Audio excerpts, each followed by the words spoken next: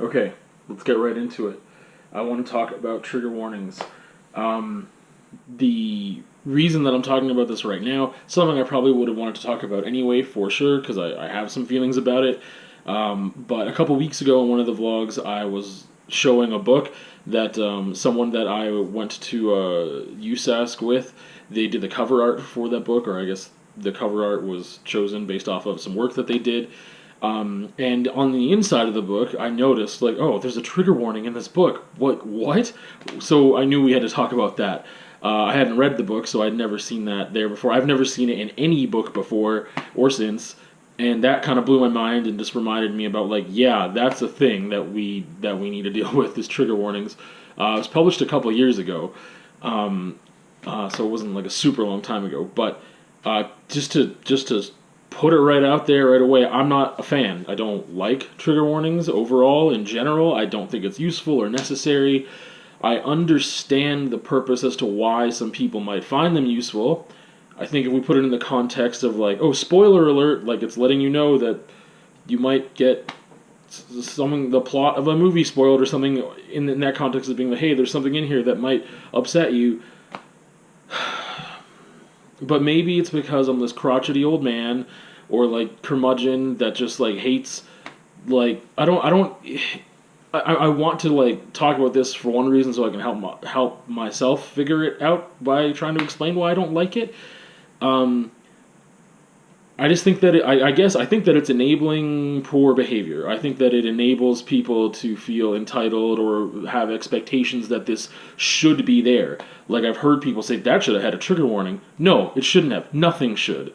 Like, I really just don't think so. Like, if you are, like, we go back to the example of the book, I mean, like, you know, things evolve and things change, and this is a part of that. I'm not going to, like, stand in the face of, like, oh, you know, culture shouldn't change and nothing should move forward. But to me, this doesn't seem like it's moving forward. But everyone probably says that in the middle of their context with one thing or another, and this just happens to be my thing. But you would have a book, and you would read the book jacket or the you know, the very back of it or the front of it or wherever it is, that would give you a little synopsis, little idea, a little blurb as to what is going to be in the book. And then on the strength of that, and maybe the cover art, which, you know, for me that really gets me interested first of all in a book, the title, and then whatever someone, either other authors or the author or a critic, or someone has to say about it, you would choose, yeah, I think I want to read this book, or you've read their work before or something like that. And it gives you a hint as to what to expect. It may not in there say, like, oh, there's going to be a kid who gets abused. Like, that might not be in that little blurb or whatever that's said there, or in praise of the book or whatever. That might not be there, so then you stumble upon that, and then, oh no, what do? Well, if it bothers you, then you stop reading, or you keep reading. Like, I don't want to say, just read the book, or just continue watching the movie, or just continue listening to the person speak, or whatever. I don't want to say you have to push through that, but I think that if you don't want to, then you just deal with that. Like, that's life. You're not going to get a trigger warning for life, and I think that we do that now with so much media, whether it's a movie or a documentary, or someone's going to have a speech. It happens all the time with, like, someone's going to give a talk or a speech, or there's a workshop, and it's like, they give you handouts ahead of time. Be like, oh, trigger warning, we're going to talk about sexual abuse. And it's like, well, wouldn't they know that that's what's going to be included in the workshop? Like, most of the time, like, that's kind of involved in the topic, and people would know what they're getting into. And even if they don't, even if you're using that as, like, a metaphor or a symbol or an example of something, or if it's a teaching tool or what have you, then that's just what you happen to use. And if people don't like it, then they can leave. And if you get upset, you need to deal with that. You need to be able to have those coping skills, is I guess what it comes down to. So like I said, I don't like that this is becoming an expectation in some areas. And I'll give you an example. But I don't like that it's becoming this expectation that you should do this for people. It's like, why? Like, it's not, you know, there's things that, like, we have, like, R ratings and, like, whatever else for movies that are telling you, or video games, and, like, I don't really think there's books that have ratings, right? But, I mean, you know what section you're getting it from. Maybe you don't know if there's profanity in it or not, like, right? Or you don't know if there's like a scene in the book that's gonna bring up some bad memories. Like, I don't know, but it's like you could be walking down the street and someone can say something and be like, "Oh crap!" Like, I overheard someone's conversation and they were talking about this thing, and that really reminded me about my trauma or whatever. And I'm not making light of people's trauma. I'm not making light of the fact that people have had bad things happen to them, and that something someone says reminds them of it. Like, I don't even like using the word trigger anymore, because I used to use it all the time, and now it carries way more weight than it did before, and I don't like that, because like I said, maybe I'm just this crotchety old man and I'm adverse to change in some areas, and like, oh, I can't even use the same diction I was using before, because I used to say like, oh yeah, like I use music as a trigger to help me with my visual art, let's say, as an example, and now I'm like, I don't want to use that word trigger, but it was the word that seemed to make sense at the time. But yeah, like I could be walking in the mall and I could listen to a song that's in the mall. I have no control over that, and then it's like, oh, that like brings up this bad memory. So like I just don't understand. Like, you never know what's going to upset somebody, and if that person's upset, they can leave. They can leave the situation. Usually, they're not usually held hostage by it, right? Like, there's so many examples, and I know this is like a huge thing. It could happen in the movies, it could happen in a workshop, it could happen here, there, whatever, personal conversation. There's tons of different circumstances. But there's very, very, very few that I can think of where you were held hostage, and even then you got some bigger problems if you're held hostage, like literal hostage, right? But I mean, where is there a scenario where you can't just like exit and be like, you know, maybe you have to explain it to someone else because it's a workshop or a team building exercise or something, and you're like, look, I just like needed to leave for a minute. I was having like just a lot of trouble with that subject matter, and I'm good now. Like, you need to find a way to cope with those things because they happen. You have no control, so you shouldn't expect people to give that to you, to like give you that opportunity to leave in advance or to not attend the thing or whatever else. Like, you're going, okay, again, unless it's like a forced workshop or a professional development thing or a meeting or something, like, a lot of the time you're choosing what media you take in, whether it's, again, a movie or a book or whatever, right? Obviously, that trigger warning in that book might stop some people from wanting to read it.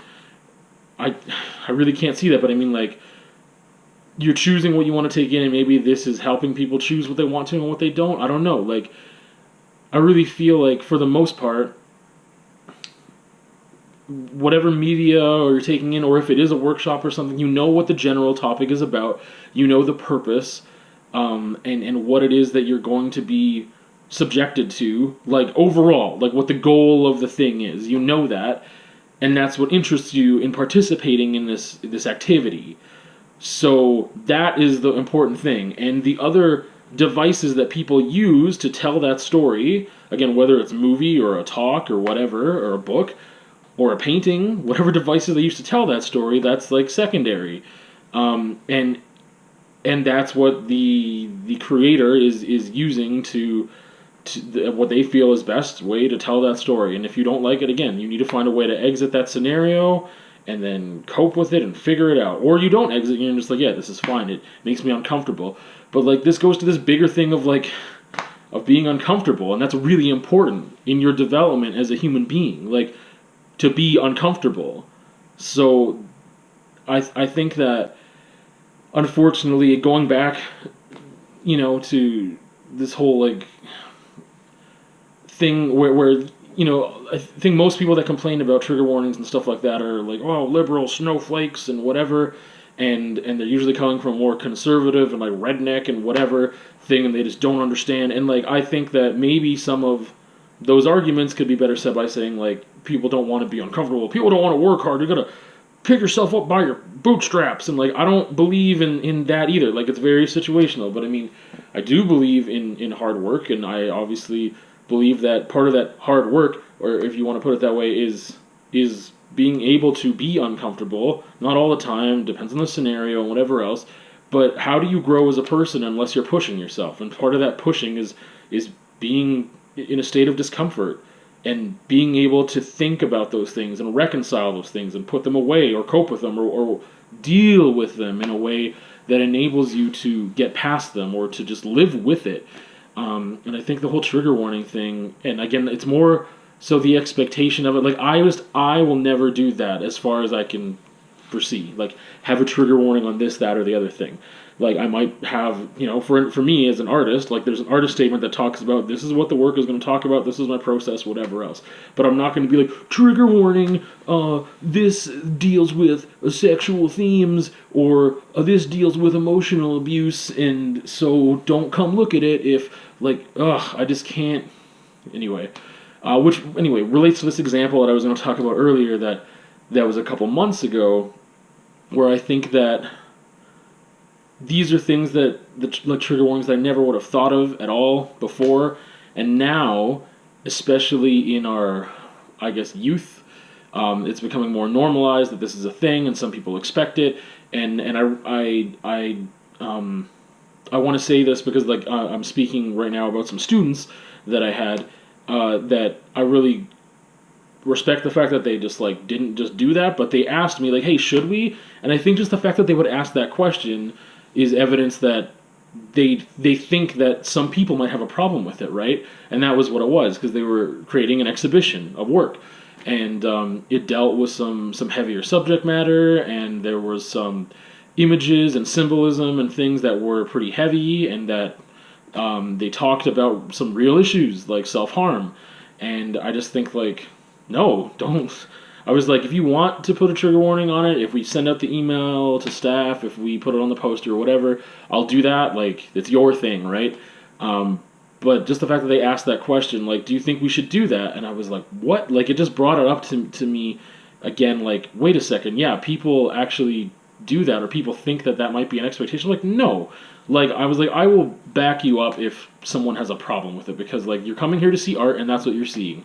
And sometimes, again, you could run into something on the street, and you might have to deal with that, and I don't know, you need to find a way to cope with whatever traumas you've had, whatever experiences you've had in your personal history.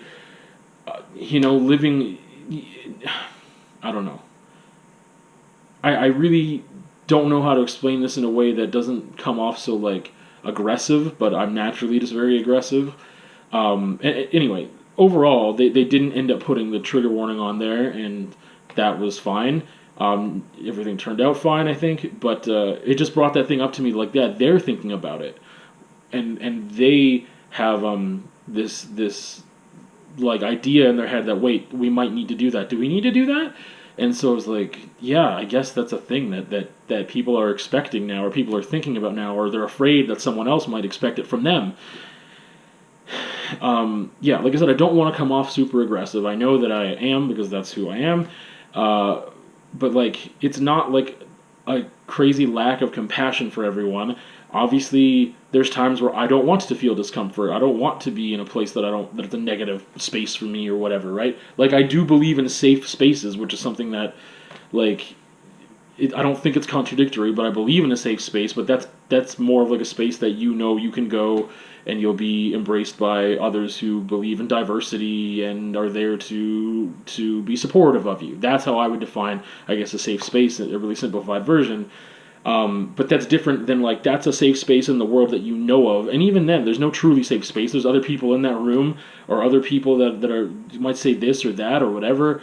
I just think you need to be able to find a way to live without this expectation, this crutch of expecting people to tell you, oh, by the way, this content is going to be here. And again, there's a whole bunch of different ways to look at that. Yes, we have ratings on movies and stuff like that, and that might be a good thing. I'm just rambling. You got to figure it out. You got to figure out a way where you're not expecting, not entitled to having a trigger warning ahead of something. If you don't like it, 99% of the time, I would say you could walk away from that thing. And you're letting it upset you to a degree after a while. You need to be able to problem solve, to cope. I would love to have discussion about this stuff. Anything that you ever see on the vlog, I would love to sneeze.